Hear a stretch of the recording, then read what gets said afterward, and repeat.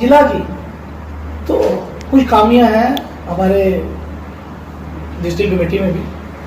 तो हो सकता है वो हमें हमारी जरूरत ना समझते हो कि वो बड़े नेता हैं, हम छोटे तबके के नेता आ गए। और आप देख रहे हैं कि जीएसटी, आप बताएं कि दूध पे जीएसटी लग गया है, आज आटे पे जीएसटी लगा दिया, दही पे जीएसटी लगा दी। मैं सरकार से पूछना चाहता हूँ कि जो लोग घर पे दही जमाएंगे वो जीएसटी कहाँ पे जमा करवाएं अपने।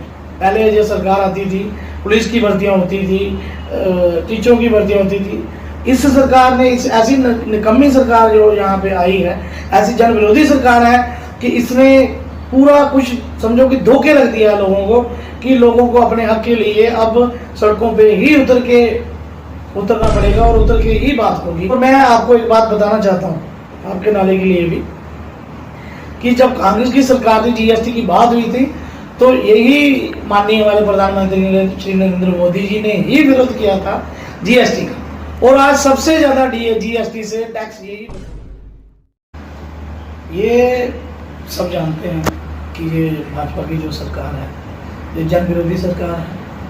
और यहाँ पे जो एडमिनिस्ट्रेशन आपको पता है ये भी भाजपा की ही एडमिनिस्ट्रेशन जो है जो काम कर रही है।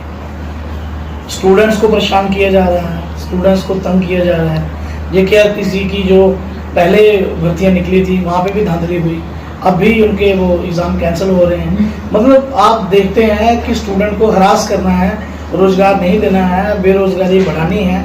इस सरकार का यही काम है और ये सरकार इसी काम में लगी हुई है कि हम स्टूडेंट्स को या आम वर्ग को कब परेशान करें, बस ये परेशानी करवाने में ही लगी हुई है। और आप देखिए कि पहले की सरकारें, कांग्रेस की सरकारों में कभी भी स्टूडेंट्स सड़कों पे नहीं उतरे थे। ये पहली सरकार है केंद्र में जो बैठी है माननीय प्रधानमंत्री नरेंद्र मोदी जी की। और जो केंद्र शासित जब से जम्मू कश्मीर बना हुआ है, मुझे लगता है लोगों का जी जंजाल बन चुका है ये जम्मू कश्मीर। जब से यहाँ पे धारा 370 को ख़त्म किया गया है तो तब से ही यहाँ पे लोगों को आए दिन नई परेशानियों से गुजरना पड़ता है। तो सबसे पहले मैं यही कहूँगा आपसे कि पहले तो हमें रियासत का दर्जा दें। तो कोशिश यही थी कांग्रेस पार्टी की, पहले रियासत का दर्जा दें, उसके बाद चुनाव करवाए जाए। लेकिन चलो जी, अगर पहले ही चुनाव करवा रहे हैं उसके बाद ये रियासत का दर्जा देने के लिए, तो हम पूरी तरह तैयार हैं, ऐसी कोई बात नहीं है। कांग्रेस पार्टी पूरे जोर शोर से ये इलेक्शन लड़ेगी और पूर्ण बहुमत से कांग्रेस पार्टी सरकार। ये तो आप मेरे से ज़्यादा जानते हैं क्योंकि मीडिया वाले इस बात को ज़्यादा जानते हैं कि बेरोजगारी कितनी बड़ी है। आप 17% बता रहे हैं, मेरे हिसाब से तो 20% से ऊपर बेरोजगारी जम्मू कश्मीर की है। और दूसरी बात रही केंद्र की कि उन्होंने बड़े बड़े वादे किए थे कि 370 टूटने के बाद हम ये करेंगे। आप देख रहे हैं कि श्रीनगर में कौन सी गतिविधियाँ, आतंकी गतिविधियाँ क्या आज बंद हुई 370 टूटने के बाद?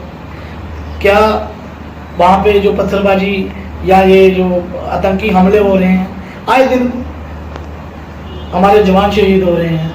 अभी हाल ही आपने देखा बैंक के मुलाजिम को बैंक के अंदर ही गोली मार दी गई। एक अध्यापिका बेचारी यहाँ पर ड्यूटी करती थी सांबा की श्रीनगर में, उसको गोली मार दी गई।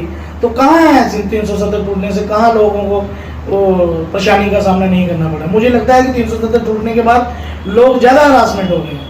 और रही बात युवाओं के लिए तो मुझे लगता है पिछले कई वर्षों से तो यहाँ पे टीचरों की नौकरी भी नहीं निकली आज तक।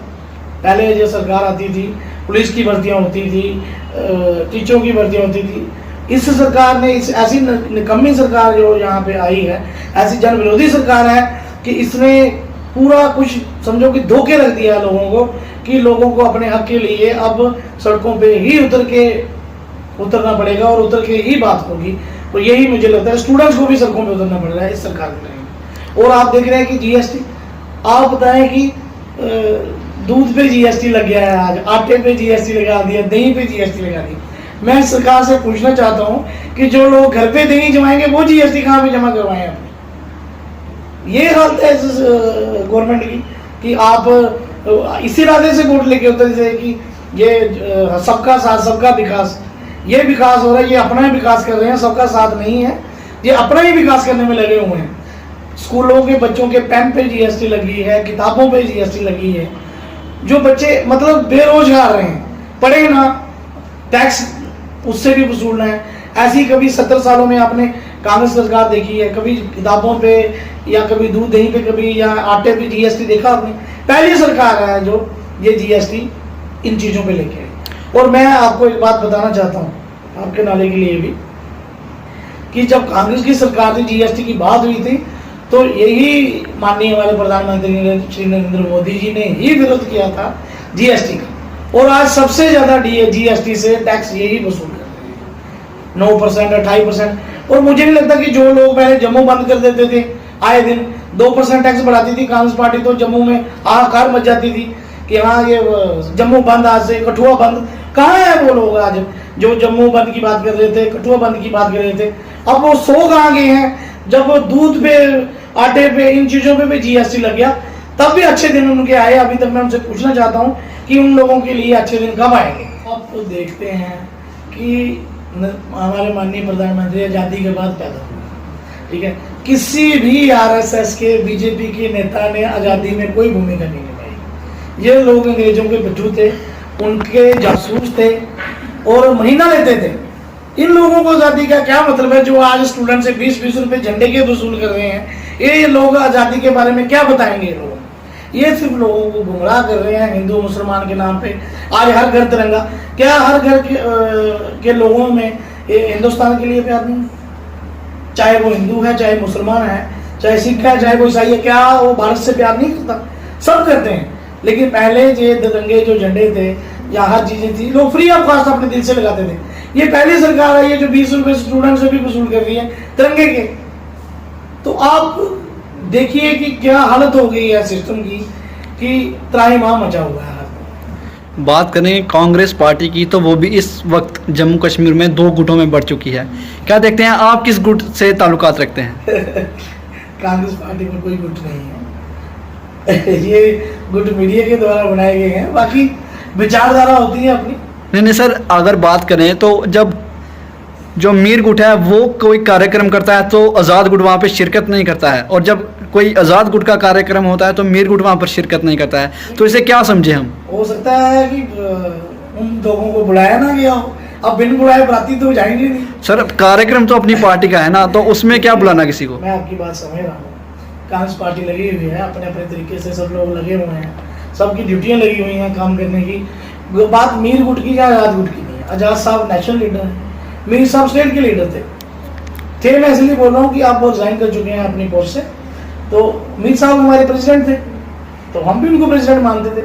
मैंने जब कांग्रेस ज्वाइन की थी तो उनकी रहनुमाई में की थी, बहुत बड़ा प्रोग्राम हुआ था तो वहाँ पे मैंने ज्वाइन की थी। हाँ, उसके बाद थोड़े से नेताओं के बीच आपस में मनभेद होते रहते हैं, मतभेद भी होते हैं। बाकी कांग्रेस पार्टी बड़े जोर शोर से इलेक्शन की तैयारी कर रही है।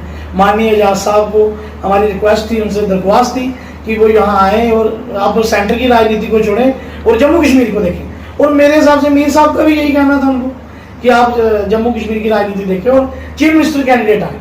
आज़ाद साहब की रहनुमाई में ये आने वाला इलेक्शन जो लड़ा जाएगा, मेरे हिसाब से तो हाईकमान का यही फैसला होना चाहिए।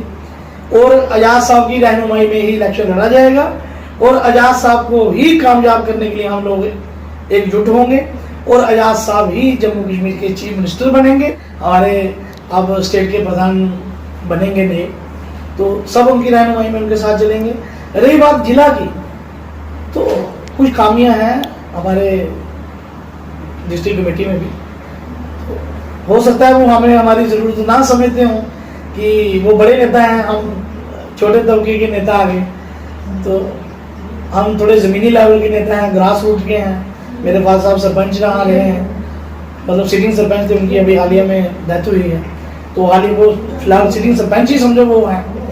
तो हम ज़मीनी कार्यकर्ता हैं और ज़मीनी कार्यकर्ता को ज़्यादा पता होता है कि नब्ज़ टटोलते हैं कि कौन सी पार्टी ज़्यादा है, क्या चल रहा है। तो हो सकता है माननीय हमारे डिस्ट्रिक्ट प्रेसिडेंट को इन चीज़ों की ज़रूरत ना हो, ज़मीनी कार्यकर्ताओं की, हवाई कार्यकर्ताओं की ज़रूरत है कि जिनके पास 5-5 वोट हैं वो उनके साथ खड़े हो रहेंगे और कांग्रेस को चलाएंगे। ऐसी कांग्रेस नहीं चलती। कांग्रेस में एकजुटता रहेगी तो कांग्रेस आगे बढ़ेगी। तो बाकी कोई बात नहीं, वो अपना कार्य कर रहे हैं, हम उनको नहीं छेड़ते, वो हमें नहीं छेड़ते ज़्यादा। बाकी कांग्रेस का काम हम भी कर रहे हैं, वो भी कर रहे हैं, ऐसी कोई बात।